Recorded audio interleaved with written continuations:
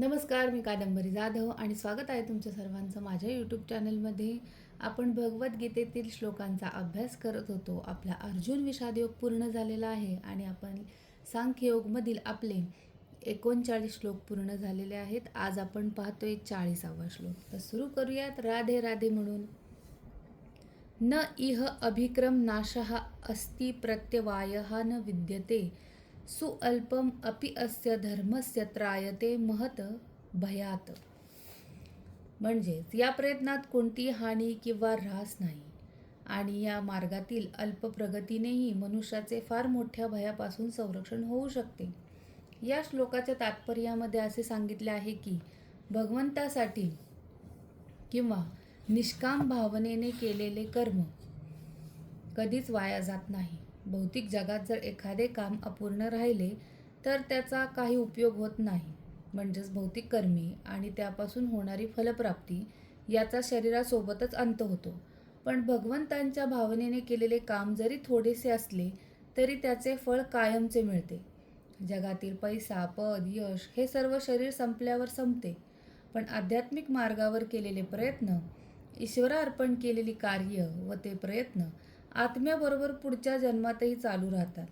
जर एखाद्या व्यक्तीने आध्यात्मिक मार्गावर चालायला सुरुवात केली पण काही कारणाने पूर्ण करू शकला नाही तरी त्याला अपाय होत नाही.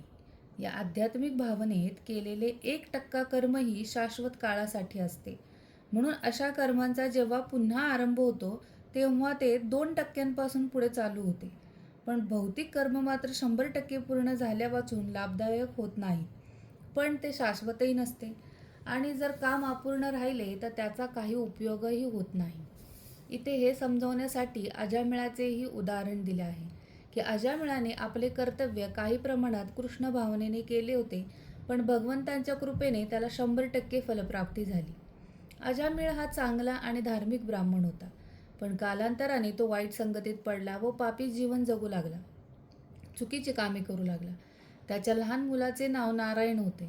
मृत्यूच्या वेळी त्याने आपल्या मुलाला हाक मारताना नारायण नारायण असे म्हटले.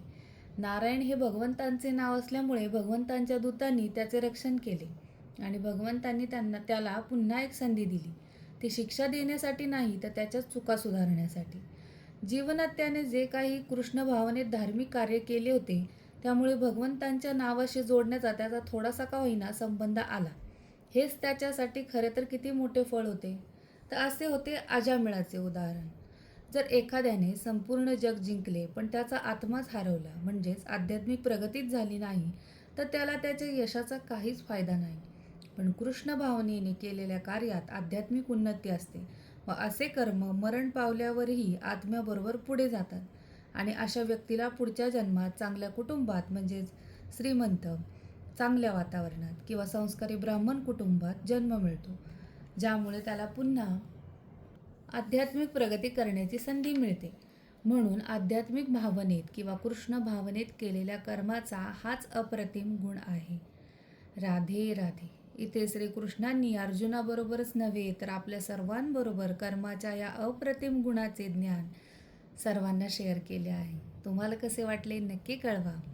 भेटूयात जीवन उद्देश घेऊन पुढच्या व्हिडिओमध्ये. तोपर्यंत राधे राधे. धन्यवाद.